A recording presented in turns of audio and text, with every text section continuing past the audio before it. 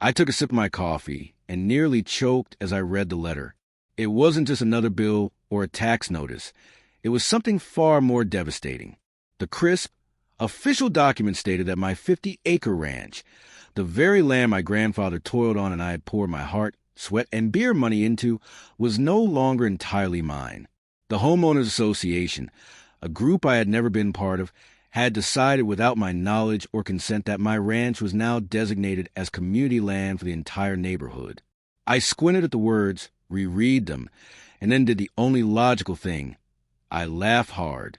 But the laughter died when I got a part that said, effective immediately, all fences, barriers, or private property signage must be removed in accordance with HOA guidelines. That was when my coffee mug met the floor, shattering into 100 pieces. A creeping hot rage curled in my chest. These people were actually serious. They were trying to steal my land. An hour later, I stood at the front gate as a tan sedan with a ridiculous HOA logo on the side rolled up my driveway, like it owned the place. The door opened, and out stepped Margaret Dawson, a middle-aged woman with a round figure squeezed into a blazer 3 sizes too small. She adjusted her clipboard and strutted up to me with the kind of confidence only people who had never been punched in the face had.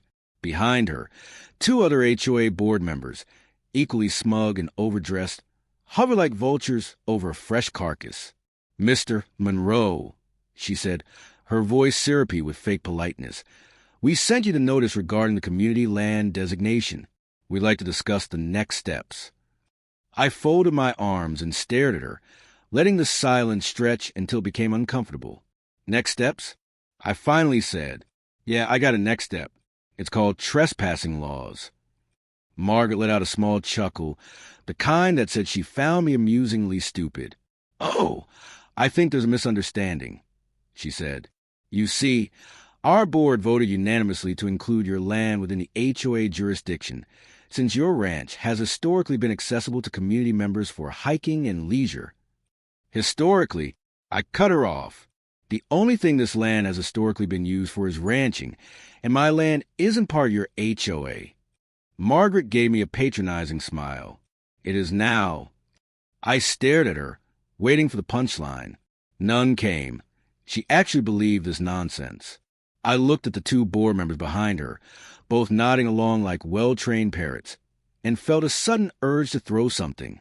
Instead, I exhaled through my nose and forced my voice to stay even. "Let me get this straight," I said. "You people, who don't own a single blade of grass on this land, held a little vote and decided my private property belongs to you?" Margaret tilted her head as if explaining something to a particularly slow child. "Not to us, Mr. Monroe, to the community." I was still processing the absolute absurdity, insanity of this when a silver SUV came rolling up my driveway. The doors popped open and out spilled a family of 4, 2 parents, 2 kids, and a golden retriever. They set off toward my pasture like they were at a public park. "Whoa, whoa, whoa!" I shouted, marching toward them. "What do you think you're doing?"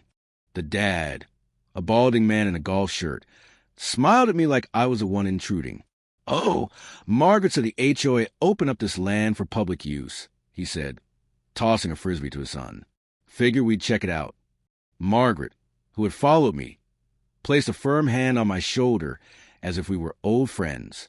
"Jack, this is exactly what we were talking about. Community members enjoying their space." I shrugged her hand off and turned back to the family. "This isn't your space. This is my land." The wife looked at me puzzled. "But the HOA? I don't give a damn what the HOA said." I growled, "Get off my property." The husband frowned. "No need be rude, buddy." I was about to inform him that he was about 3 seconds from getting his golf shoes filled with manure when another car pulled up, followed by another. More people were arriving, picnic baskets in hand, like I had personally invited them for a neighborhood cookout. My ranch was being invaded in real time, and I felt like I was trapped in some bizarre nightmare. I turned back to Margaret, my patience officially gone. "Get these people off my land now." Her eyes widened in mock innocence.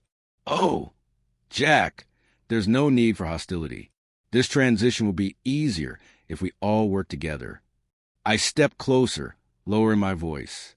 "Margaret, I swear on my granddaddy's grave, if you don't get off my property, I will personally escort you down the driveway with a garden hose. That finally got a reaction. Margaret's smugness faltered for half a second before she recovered. Well, she sniffed, adjusting her blazer, I suppose we'll have to escalate this matter. She turned on her heel and stormed back to her car, her lackey scuttling after her. The trespassers, realizing something was off, started shuffling back to their vehicles. As Margaret got into her sedan, she gave me one last look. You'll be hearing from our lawyer. I grinned slow, low and mean. You'll be hearing from my shotgun. The moment they were gone, I grabbed my phone and dialed Curtis McGraw, my lawyer. Curtis wasn't just a lawyer. He was the kind of guy who made a living off crushing overreaching HOAs. He answered on the first ring. Curtis, I said, I've got a situation. 20 minutes later, I was sitting in his office explaining everything. Curtis listened, nodding along, occasionally scribbling notes. When I finished, he leaned back, chewing on the end of his pen. The classic HOA land grab, he said, sighing like a man who had seen too much. They don't actually have legal grounds, but they're banking on you rolling over. I frowned. So how do I stop them? Curtis smirked. You don't just stop them, you fight dirty. I leaned forward. I'm listening. Curtis tapped his fingers against the desk. The first thing you do is make it impossible for them to use the land. You need deterrence. Fences, signs, security systems, the works. Already got fences, I muttered. Not that they care. Then electrify them, Curtis said with a wicked grin, and make sure it's perfectly legal. I sat back, considering the idea. It was crazy, it was extreme, and I loved it. I spent the next morning at the county records office, digging through every legal document I could find on the HOA's jurisdiction. As expected, my land was never part of their territory, never signed over, and certainly never up for public use. But that didn't stop Margaret Dawson from trying to rewrite reality. She had filed paperwork claiming an annexation of my property into the HOA, citing some obscure community development clause. It was complete nonsense, but it was nonsense that could cost me everything if I didn't fight back. That same afternoon, I marched into the HOA's office, which was a stuffy little building attached to the community clubhouse. Margaret sat behind a desk, shuffling through paperwork, looking as smug as ever. She barely glanced up when I walked in. Jack, she said in that syrupy voice that made my skin crawl, I assume you're here to discuss compliance with the new regulations? I slapped the folder onto her desk. Actually, I'm here to give you a bill. Margaret arched an eyebrow and opened the folder.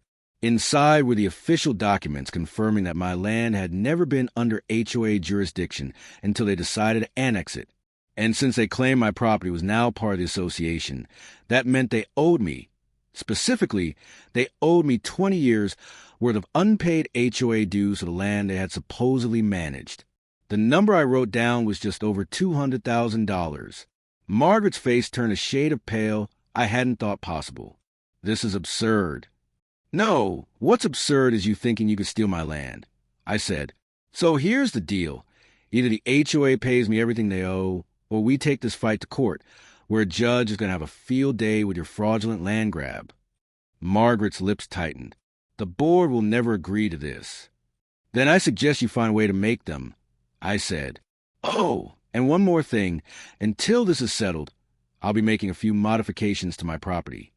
I walked out before she could argue. By the time the sun set, I had ordered enough fencing material to make Alcatraz look like a playground. The next morning, I got to work. The first thing I did was reinforce my fences with industrial-grade wiring. Then I installed a state-of-the-art security system. Motion sensors, floodlights, cameras, the whole 9 yards. But the best part? The electric fencing. Nothing lethal, of course. Just enough voltage to send a firm message to any would-be trespassers. By noon, word had spread that I wasn't backing down. Curious neighbors gathered at the edges of my property, whispering among themselves. Some looked concerned, others amused. Margaret, however, she was furious. She stormed up to my gate, flanked by 2 HOA board members and a clipboard clutched in her fist. This is a clear violation of HOA regulations, she stated. Funny, I said. leaning casually against the fence. I don't remember agreeing to any HOA regulations. She huffed, flipping through her paperwork. Electric fences are dangerous. So is trespassing, I replied. But since you and your little club are so determined to claim my land, I figured I'd make it more community-friendly. Margaret's eyes darted to the massive LED sign I had installed near the entrance of my ranch. In bright, flashing letters it read, "Warning, trespassers will be zapped." "You're out of control," she said, her voice shaking with frustration. "No, I'm just warming up," I replied. That weekend, the HOA decided to test my patience in the most ridiculous way possible. They organized a massive community picnic on my land. I wasn't even surprised when I saw dozens of people setting up folding chairs, blankets, and grills right in the middle of my pasture. Kids ran around with kites, dogs chased frisbees, and someone even had the nerve to set up a volleyball net. It was as if my land had officially become a public park overnight. I watched from my porch, sipping on a cold beer, waiting for the inevitable. Sure enough, it didn't take long. One overly eager jogger, headphones in and oblivious of the world, ran straight into the electric fence. There was a loud crackle, a yelp, and then a very ungraceful stumble backward. A few feet away, a group of kids playing soccer kicked their ball right into the fence, and when one of them tried to retrieve it, he got a nice little zap that sent him yelping back to his parents. Screams, confusion, chaos. It was glorious. Margaret was the first to recover. She stormed the crowd, red-faced and livid. "This is illegal," she shrieked. "No, it's not," I called back. I checked. Perfectly within county regulations. Non-lethal, too. Wouldn't want anyone getting seriously hurt. Just a friendly reminder to stay off private property. "You're a menace," she spat. "No, I'm a landowner," I corrected. "Something you seem to have trouble understanding." Margaret's face twisted into something truly ugly. "This isn't over," she hissed before storming off.